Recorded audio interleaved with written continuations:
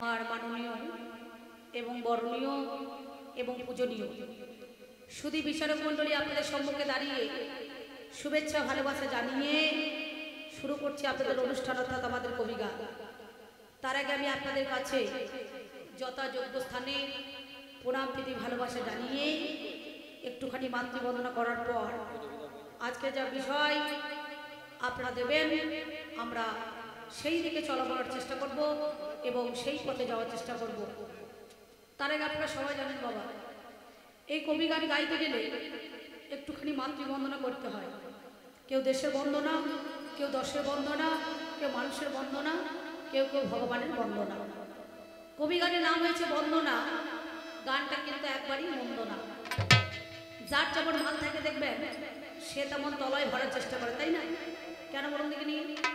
যেমন একটা পাকা বাড়ি তৈরি করতে গেলে একটা প্রথমে ভিত তৈরি করতে হয়, তারপরে 10 ইঞ্চি গাঁথনি দিতে হয়, কেউ 10, কেউ 20, কেউ 30, তবে কিন্তু দেয়াল বা পাঁচিল কমপ্লিট হয়, না হলে পরে কিন্তু ভালো লাগবে না, তাই না? তেমনি পরপর যে আপনাদের অনেক অনুষ্ঠান হয়ে গেছে, কীর্তন 3-4 পালা করে হয়েছে মনে করুন না, তাই না? এবার আমাদের লাস্টের দিন আছে আমাদের কবিগান, তারপর আবার ওদের বাউল আছে নাকি, না বাউল হয়ে গেছে? ও বাউল গান আবার লাস্টে হবে নাকি? বেশ, সব শিল্পীরা কিন্তু একা একা এসেছে নাকি বলছেন? কিন্তু আমাদের দাদাবাবুরা মানে দুটো লেডিস শিল্পী নিয়েছে মহিলা, তাতে আবার কবিয়া, একটা সঞ্চিতা পাল আর একটা অম্বিকা সাহা, নাকি বলছেন না? কেন বলো দেখিনি? আপনাদেরও ভাগ্য ভালো আর আমাদেরও কপাল ভালো, সত্যি কথা বলছি। এত টাকা দিয়ে দুটো মেয়ে ছেলে মানে জুড়িদার দুটো মেয়ে ছেলে পাওয়া যাবে না, একটা বেটা ছেলে পাওয়া যায়, একটা মেয়ে ছেলে পাওয়া যায়, কিন্তু এবারে দুটোই মেয়ে ছেলে, নাকি বলছেন? সেই জন্যেই আমি আপনাদের কাছে যত্নেছি সময় চেয়ে নিয়ে একটুখানি মাতৃবন্দনা করার পর আজকে বিষয় দিতে যাব। তাই নম নম নারায়ণ, তুমি পূর্ণ ব্রহ্মা সনাতন, তুমি দেব জগতের নাথ, তুমি জনার বন্ধু, তুমি মোর কৃপা সিন্ধু, তুই আমার চরণ বিন্দু, তোমায় প্রণামিতা পাপ। তাই ভক্ত লাগি বারে বারে এসেছো তুমি ধরণী পরে, দেখা দাও প্রভু দয়া করে, চাই শুধু তোমার আমার জীবন চরণ। আমি অন্য কিছু চাই না, মাগি আমি এই বল, মরণেই চরণীয় তুমি ঠাকুর গদাধর। তাই তুমি দেবদিনের বন্ধু, তুমি মোর কৃপা সিন্ধু, তুই আমার চরণ বিন্দু, তুমি নারায়ণ। তাই কৃপাময়ী সরস্বতী আমায় দিতে দিলেন অনুমতি, আমি আরম্ভ করব সহসা। কে জানে মা কেমন হয়, মনে বড় লাগে ভয়, একমাত্র গুরু হরিষদেবের যুগল চরণে ভরসা।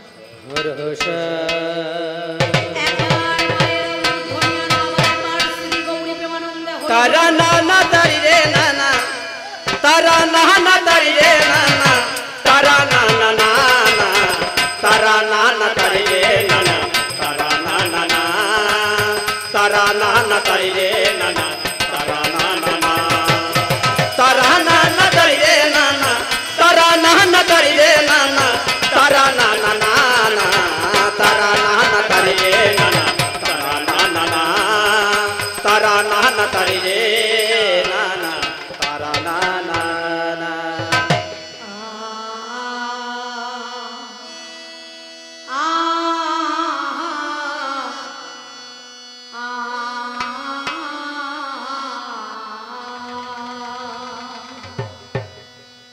ও আমার জননী জন্ম ভূমি গো, আমি জননিয়া বাংলা মায়ের কোলে।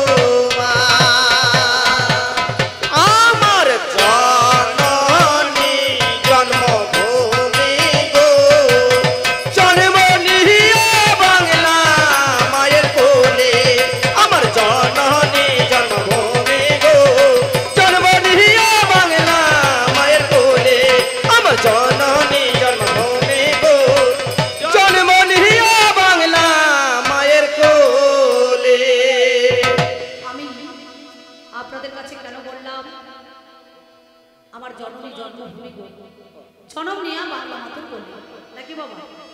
এই যে মা, এই যে আমার দিকে তাকান, এই যে লক্ষ্য করুন, এই যে মেয়ে ছেলে হয়ে গল্প করেন না। আপনাদের ফাটা পায়ে প্রণাম করছে অম্বিকা, বুঝতে পারছেন? হ্যাঁ, গল্প করুন না মা। এই যার জন্য আমি আপনাদের কাছে কেন বললাম, আমার জননী জন্মভূমি গো, জনম নিয়া বাংলা মাতর বলি। যেদিন আমরা উত্তরপথে হেডমন্ডে মাতৃগর্ভের মধ্যে ছিলাম, সেদিন করজনে কেঁদেছিলাম আর বলেছিলাম, মা এই মর্তের মধ্যেখানে যাব, তোমাকে ডাকবো, জানবো, শুনবো, চিনবো, তোমার সাধন ভজন করবো নাকি বাবা? কিন্তু আমরা কলিযুগের মানুষ, মর্দাসী মর্তে পড়ে গেছি গর্তে, ফিরতে পারছি না মহাতত্ত্বে নাকি বলছেন? এই জগৎটা কিন্তু মরার জগৎ। মানুষ মরে কবার? প্রতিটা মানুষ কিন্তু আমরা 3 বার করে মরে থাকি বাবা। কখন আপনাদের জানা নাই? আপনাদের জানা আছে, কিন্তু আপনারা সেটা বুঝতে পারেন না। কেমন করে বলুন দেখিনি? একবার হচ্ছে ঘুমে, একবার হচ্ছে জমে, আর একবার হচ্ছে কামে নাকি বলছেন? প্রতিটা মানুষ কিন্তু আমরা 3 বার করে মরে পড়ে থাকি। আমাদের 10 ইন্দ্রিয়ের মধ্যেখানে দেখবেন 5টা কর্ম ইন্দ্রিয়, 5টা জ্ঞান ইন্দ্রিয়। এই 10-10-এর মধ্যেখানে একটা কিন্তু জেগে থাকে, সেটা হচ্ছে কি না জ্ঞান। মানুষ যখন শুয়ে থাকে ঘুমায় বিছানার মধ্যেখানে, তখন 9টা মরা আর একটা হচ্ছে জ্ঞানে ভরা, তাই না? তাহলে উপরটা মরা আর ভিতরটা কিন্তু জ্ঞানে ভরা নাকি বলছেন? তাহলে সেটা হচ্ছে জ্ঞান। তোমা গালে হাত দিও না, খবরদার না, দিতে নাই। এই সন্ধেবেলায় ভোর সন্ধেবেলায় গালে হাত দেবে না, চিন্তা ধরে যাবে। সেই জন্যে আমি আপনাদের কাছে বললাম, তাকে বলা হয় ঘুমে মরণ। আর জমে মরণ কখন না? আমাদের প্রত্যেকটা মানুষের জীবনে দেখবেন, এই সংসার ধর্ম পালন করতে গিয়ে পুত নামক নরক থেকে উদ্ধার পাওয়ার জন্য মাতা পিতা যেদিন মারা যায়, একটা পুত্রের প্রয়োজন হয় নাকি বলছেন? তাহলে পুত নামক নরক থেকে উদ্ধার পাওয়ার জন্য পুত্র পিণ্ড প্রয়োজন আছে প্রতিটা মানুষের মধ্যেখানে। সেই পুত্রের দ্বারাই আমরা কন্যা বা পুত্র সন্তান জন্ম দিতে গিয়ে একদিন ব্রহ্মপাত করার নামে কিন্তু 72 কোটি জীব নষ্ট হয় নাকি বলছেন? হ্যাঁ, সেই জন্য সাধুগুরু বৈষ্ণব বলেছেন, গুরু করো জেনে আর প্রসাদ মারো টেনে। তাহলে এখনকার গুরু সেই রকম আছে? হ্যাঁ, আছে কি? সেই গুরু কিন্তু আর নাই। আমরা কলমে শাস্ত্রে পাই, দীক্ষা গুরু হয় মোরতলা, শিক্ষা গুরু চাবি, মাপ কাটি ভরি দিয়ে আসতে চাপ দিবি, সেটাকারে চাপ দিলে দেখতে পাবি রাধা কৃষ্ণের ছবি, তবে কিন্তু জীবের হবে গৌরাঙ্গ মূরতি নাকি বলছেন? কিন্তু এখনকার গুরু আছে, সে গুরু আর নাই বাবা নাকি বলছেন না? সেই জন্য আপনাদের কাছে বললাম, একে বলা হয় জমে মরণ অর্থাৎ কামে মরণ। আর জমে মরণ যেদিন হবে, এই জগৎ ছেড়ে যেদিন আমরা পরজগতে গমন করব, না ফেরার দেশে চলে যাব, চিত্রগুপ্ত খাজনা নিতে আসবে, জম যেদিন বেঁধে নিয়ে যাবে, সেদিন মনে করুন আর আমরা এই দেশেতে এই দেহটাকে রাখতে পারবো না, ধরার বুকে আনবে। এই দেহের মরণ হয় কিন্তু আত্মার মরণ হয় না। আত্মা যেখানকার সেইখানে কিন্তু আবার চলে যায়। তাহলে একবার ঘুমে, একবার জমে, একবার কামে। এই মরা বাজার খেলাটা কিন্তু কে জানে বলুন দেখিনি? একমাত্র আমার মা। ওর মা, যিনি বিশ্ব প্রসবিনী জগৎ জননী মাতা, এই বিশ্বটাকে সৃজন করেছেন, তিনি হচ্ছেন আমাদের সেই জননী। তাহলে কুলকুণ্ডলিনী ব্রহ্মাময়ী উমা 3.5 প্যাচে প্যাচ মেরে মূলা ধারে বাবার বুকে মুখ লাগিয়ে মা আমার পরম সুখে ঘুমাইছে। তাকে জাগ্রত অর্থাৎ জাগাইতে গেলে পরে একটা যজ্ঞের দরকার আছে নাকি বলছেন? তাহলে যজ্ঞটা কে করবে? না যে যোগ্য ব্যক্তি হয় সেই তো যজ্ঞ করে, আর যে যোগ্য ব্যক্তি হবে না সে যজ্ঞ করতে পারবে? কি বলছেন? হ্যাঁ, কি গো? আমরা তো তাই ভাবি বাবা, কাকা বাবু, তাই তো? তাহলে যে যোগ্য ব্যক্তি হয় সেই যজ্ঞ করতে পারবে, আর যে যোগ্য ব্যক্তি নয় সে কিন্তু যজ্ঞ করতে পারবে না। সেই জন্য আপনাদের কাছে আমার বলা, আমার জননী জন্মভূমি গো, জনম নিয়া বাংলা মাতর কোলে, আমার এক জনমে মিটল না সাথ, আমার এই জনমে মিটল না সাথ, বাকি কয়টা দিন গেল চলে।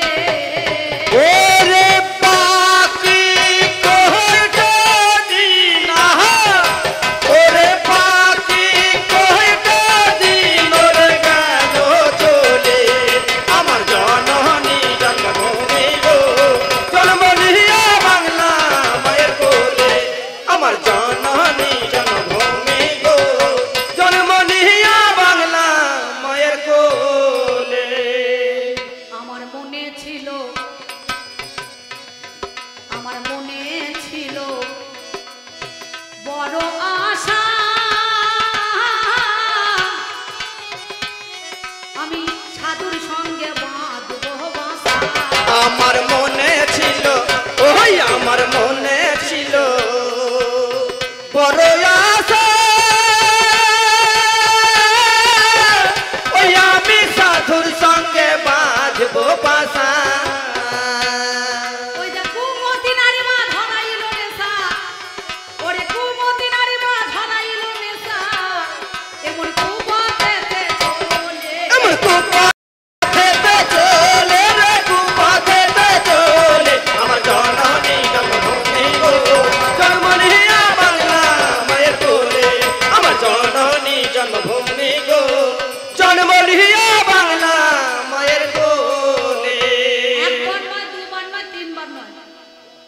লক্ষ জনে ভ্রমণ করে মানব জন্ম হয়, মানব জন্ম পেয়ে মানুষ হেলাতে হারায়।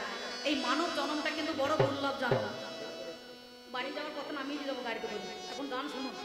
সেই জন্যে সঙ্গে সঙ্গে আমি কি করলাম না, এই 84 লক্ষ জনে ভ্রমণ করে মানব জন্ম পেয়ে এই মানুষের জীবনটা কিন্তু আমরা কাজে লাগাইতে পারলাম না, নাকি বাবা? তাই না? পেরেছি, মানুষ হয়েছে, কিন্তু মানুষের মতো কিন্তু আমাদের ব্যবহার নাই। হ্যাঁ, আচ্ছা, আমরা নিজেরা কিন্তু মনে মনে ভাবি আমি হাম, নাকি বলছেন? হ্যাঁ, গোবিন্দর উপরে ভরসা করে না করে। এই যে এত নারায়ণ সেবা দিলেন, কত আপনাদের সেবা দিলেন, কীর্তন হলো, তারপরে মেলা বিভিন্ন ধরনের শিল্পীরা, ভালো ভালো নামি দামি শিল্পীরা এসেছিলেন। হ্যাঁ, কত গান হলো, কত বাজনা হলো, কত কি আনন্দ হয়ে হয়, কিন্তু সেটা একমাত্র গোবিন্দর কি পায়, নাকি বলছেন? তাই না? গোবিন্দ ছাড়া তো হবে না। কিন্তু সেই গোবিন্দকে কেউ চিনছে, তার জন্য কেউ ভাবে? ঠাকুরের কাছে যায়, গিয়ে বলছে ঠাকুর এবছরে যেন একতলা করেছি, আর বারে যেন সামনে বারে 2 তলা করতে পারি। যত বাড়ছে তলা তত বাড়ছে জ্বালা। কি বলছেন? এই জ্বালাটা বেরিয়ে গেছে। কি জ্বালা? ত্রিতাপ জ্বালা। আমার বাড়ি, আমার ঘর, আমার ছেলে, আমার সংসার, আমার মেয়ে, কিন্তু আমার করতে করতে আমার মধ্যে আর আমি নাই বাবা, নাকি বলছেন? না, তাহলে সেই জন্য বললো এত সঙ্গ থাকতে সাধু সঙ্গ কেন? বললো 12 বছর ববি সাধুর ঝুলি, তবে বেরোবে একটা গুলি। তো সাধু যদি সাধুর মতো হয় তবে তো ভালো লাগবে, আর সাধু যদি চোদ্দুর মতো হয় তাহলে ভালো লাগে? কি বলছেন?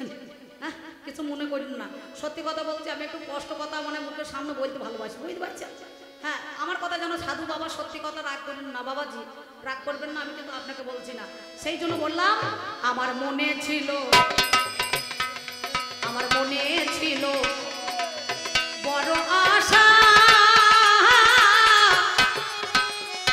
আমি সাধুর সঙ্গে বাঁচবো। আমার মনে ছিল, ওই আমার মনে ছিল বড় আশা, ওই আমি সাধুর সঙ্গে বাঁধবো বাসা। ওই যে কুমতি নারী মা ধরাইল নেশা, ওরে কুমতি নারী মা ধরাইল নেশা, এমন কুপথেতে চলে, কুপথেতে চলে রে, কুপথেতে চলে আমার জননী জন্মভূমি গো, জন্মনিয়া বাংলা মায়ের কোলে, আমার জননী জন্মভূমি গো, জন্মনিয়া বাংলা মায়ের কোলে। আমার জননী জন্মভূমি গো, জন্ম নিয়া বাংলা মাত্র কোলে, নাকি বাবা? তাহলে 84 লক্ষ জনই ভ্রমণ করে মানব জন্ম পেয়েও এই মানব জন্মটা আমরা কাজে লাগাতে পারলাম না। নানুরে চণ্ডীদাস বলেছিলেন, সোনরে মানুষ ভাই, সবার উপরে মানুষ সত্য, তাহার উপরে নাই। আর কলিতে কি বলছে বাবা? সোনরে মানুষ ভাই, মানুষের মতো বেঈমানার কলি যুগে তো নাই, নাকি বলছেন? আচ্ছা, হ্যাঁ, যার খাবে যার করবে তারই আবার শিব নুরানি দাঁতের গোড়া ভেঙে দেবে, বুঝতে পারছেন? তাহলে মানুষের মধ্যে সে মানুষের আর জ্ঞানটা কই আছে? তাহলে এই জগতে এসে আমরা কি করলাম? কিছুই করতে পারলাম না। না হলো সাধন, না হলো ভজন। সাধন ভজন লিখতে গেলে বাংলায় 3টে অক্ষর বসাইতে হয়, একটা ভ, একটা বর্গীজ আর একটা দন্তান্ন। ভকারে ভক্তি ভরি, বর্গীজয় জন্মস্থলে, আর দন্তনে নৃত্য করে যেজন, তাদের দ্বারাই হয় সাধন ভজন, নাকি বাবা? তাই করি আমরা কত রঙ্গ, আমার কোনোটাই মা হলো না সঙ্গ। ও দেখো করি আমরা, ও দেখো করি আমরা কত রঙ্গ, ওই আমার কোনোটাই না হলো সাঙ্গ। সদাই অসৎ পথে সঙ্গ, ওরে সদাই অসৎ পথে সঙ্গ, ওই দেখ কামিনী কাঞ্চন মিশে, ওরে কামিনী কাঞ্চনে মিশে, কামিনী কাঞ্চনে আমার জননী জন্মভূমি গো, জন্মনিয়া বাংলা মায়ের কোলে, জন্মনিয়া বাংলা মায়ের কোলে। জনম নিয়া বাংলা মাতর কোলে। এই বাংলা মায়ের কোলে, আমরা বাংলা মায়ের কোলে জন্মগ্রহণ করে আমরা নিজেরা মনে করুন, আর সেই মানটা কিন্তু আজ রাখতে পারছি না। তাই যিনি গানখানা লিখেছেন তিনি এই জগতার বেঁচে নাই বাবা। আমাদের এই বর্ধমান জেলায় অন্তর্গত ভাতার থানার কাছে একটা গ্রাম আছে, সরুই বেলগা বলে নাম। হরিসাধন দাস মহাশয় তিনি এই গানটা লিখেছিলেন। তিনি বললেন, মা না চাইতে দিয়েছো সবকিছু তোমার দান, শেষের দিনে থাকবো না আমি, থাকবে শুধু নাম আর প্রাণ। কি বলছেন? অধম হরি সাধনের অধহরি সাধনের এই মিনতি যেন সুমতি নারীর হই না অধম হরি সাধনে ওই অধম হরি সাধনে এই মিনতি যেন সুমতি নারীর হই মাপতি সেদিন কৃষ্ণ ভজনে করাবে মতি ওরে কৃষ্ণ ভজনে করাবে মতি আমার অষ্টপাশের বাঁধন ওই অষ্টপাশের বাঁধন খুলে অষ্টপাশের বাঁধন আমার জননী জন্মভূমি গো জন্মনিয়া বাংলা মায়ের গো আমার জননী জন্মভূমি গো জনম নিয়া বাংলা মাতর কোলে তাই আমি আবার যেন আসি মা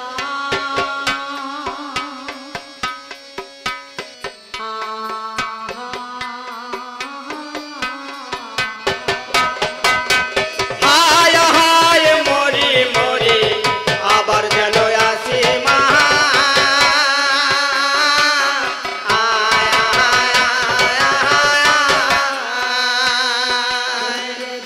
জনমে নয় জন্ম ও জন্মান্তরে মাই আবার যেন আসি মা তোমার কোলে আসবো ফিরে ও মাই আবার যেন আসি মা কুণ্ডলিনী ব্রহ্মাময়ী ও মাই আবার যেন আসি মা শিবের ধরণী তোমা শ্যামা ও মাই আবার যেন আসি মা যোগুনে করো ও মাই আবার যেন আসি মা মনে মোহিনী মনোরমা মাই আবার যেন আসি মা সেদিন কবে আর হবে শ্যামা মাই আবার যেন আসি মা আলু সূর্য ঢুলু ঢুলু মাই আবার যেন আসি মা নাম যাবে আর প্রাণ যাবে মাই আবার যেন আসি মা আমার শেষের দিনে কে বা সঙ্গে যাবে মাই আবার যেন আসি মা সেদিন বলো আর কবে হবে মাই আবার যেন আসি মা হরি বল হরি বল হরি বল আবার যেন আসি মা বাবা গো আপনারা মাঝে মাঝে একটু হরি বল বলবেন আমরা পঞ্চায়েতের এলাকায় পৌরসভার এলাকায় বসবাস করি না কি বলছেন মাঝে মাঝে জমির বা খাজনা বা ট্যাক্স দিতে হয় দিতে হয় না এই দেহ জমির একটুখানি ট্যাক্স মাঝে মাঝে লাগবে না হ্যাঁ সেই হরিটা না বললে পরে হবে না মাঝে মাঝে বলবেন সব সময় বলতে হবে না বুঝতে পারছেন একটু হরি বললেই ভালো হয় সেই জন্য এখনকার ছেলেরা তো কেউ হরি বলছে না বলে মার্কেটে যেদিন তেরে নাম এলো হরিনাম সব আউট হয়ে গেল দেখিস বাবা ছবি তুলছিস তোর যেন ভাত ছাড়ার ব্যবস্থা করো না সোনামুখী বুঝতে পেরেছ হ্যাঁ ভালো ছেলে সেই জন্যেই আমি আপনাদের কাছে এইটুকুনি কথা কেন বললাম না এইটুকু বলার দরকার আছে সেই জন্য না বললে হবে না তাই না তবে আমায় যখন পাঠাইলে তিরে না তিরে না তিরে না না ভগবান যারে আয়ো তিরা না দারি রে না তাইরে তিরা না হাজার বড় হাজার বাজার আরে ইহ তিরা না দারি রে না তাইরে তিরা না দেখলাম নয়নে লে আয়ো তিরা না দারি রে না তাইরে তিরা না এই বাজারের এক প্রান্তরে আমি বাঁধলাম নতুন ঘর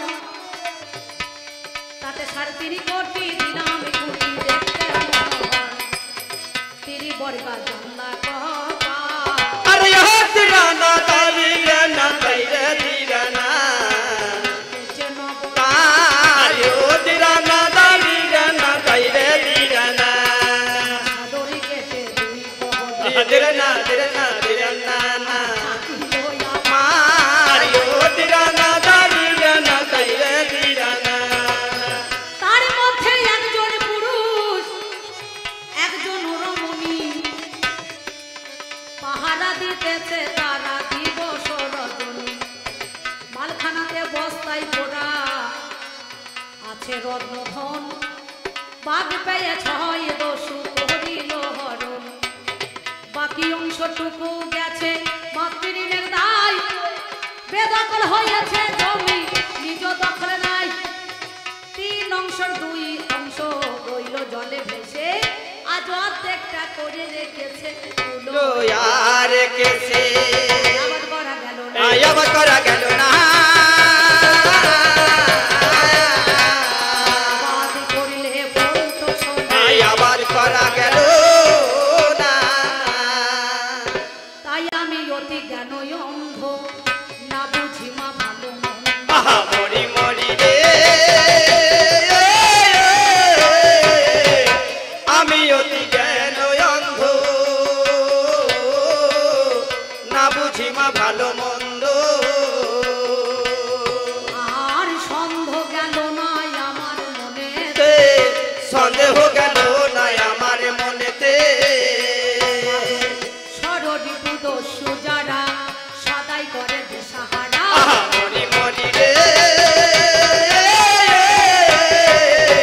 সররিপু দস্যু যারা সদাই করে দিশাহারা সকলকে অনুরোধ করা হচ্ছে আপনারা নিজের পারা ভাতে তুলে দিল চাই মা আমি থাকতে অন্ন খেতে পাই না। আমি থাকতে অন্ন খেতে পাই না থাকতে অন্ন খেতে পাই না। আমি থাকতে অন্ন খেতে পাই না উপায় বলে দে মায় অন্ন এই থাকতে অন্ন খেতে পাই না তাই আমি এই পর্যন্ত বন্দনা তেরে না তেরে না তেরে না না অল্পে অল্পে সারি ও তেরা না দারি রে না দাই রে দিরা না আর আসরেতে আছেন যত আরে ও তেরা না দারি রে না দাই রে দিরা না আর যত পঞ্চি সারি ও তেরা না দারি রে না দাই রে দিরা না সাধু গুরু বৈষ্ণব যারা আছেন মহাশয় আমি আপনাদের চরণে শত কোটি গো প্রণাম জানাই আমার মা জননী দরদিনী গো আছে যতজন আমি শত কোটি প্রণাম জানাই চরণে এখন ভাই বন্ধু দ্বারা সুত যতই আপন জনা